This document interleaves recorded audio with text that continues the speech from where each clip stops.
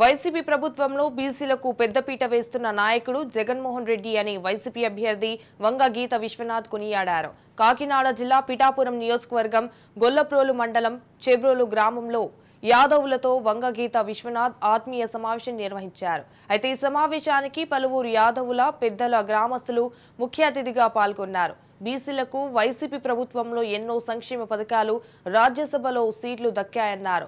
యాదవులంటేనే శ్రీకృష్ణునితో సమానమని, అర్జునుడికి శ్రీకృష్ణుడు సాయం చేసినట్టుగా జగన్ కి యాదవులంతా కలిసి తమ ఓటు పార్లమెంట్ అభ్యర్థి చలమశెట్టి సునీల్ వంగగీత విశ్వనాథ్ కి వేసి అఖండ మెజారిటీతో గెలిపించాలని ఆమె కోరారు.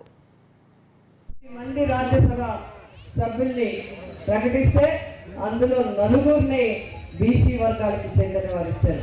ఒకటి పిల్లి సుభాష్ చంద్రబోస్ గారు సత్యవల్జీ వర్గానికి ఇస్తే, 2 లక్ష్మయ్య గారికి ఇస్తే, అలాగే మన మస్తానరావు గారు యాదవ నుంచి మరి యాదవ సంఘం మరి యాదవ ఫ్యామిలీ నుంచి మస్తానరావు గారికి ఇచ్చారు. అట్లాగే ఆర్ కృష్ణయ్య గారికి, అట్లాగే మత్స్యకారుల నుంచి మోపిదేవి వెంకటరమణ గారికి ఇచ్చారు. ఇలా రాజ్యసభలో 8 మందిలో 4 బీసీ వర్గాలకు ఇచ్చి వర్గాలన్నింటినీ కూడా గౌరవించడం జరిగింది. అంటే ఇది మాటల్లో చెప్పే ప్రభుత్వం కాదని ఇంతకన్నా సాక్ష్యమే ఉంది. అదే ఇప్పుడు ఇవాళ అసెంబ్లీ ఎలక్షన్లు కానీ పార్లమెంట్ ఎలక్షన్లు కానీ మనం చూసుకున్నట్లయితే అందరితో పోరాడి ఆయన చెప్పడం జరుగుతుంది. పేదలకి పెద్దలకి పోటీ మాటల్లో కాదు, నేను చేతల్లో చూపిస్తున్నాను.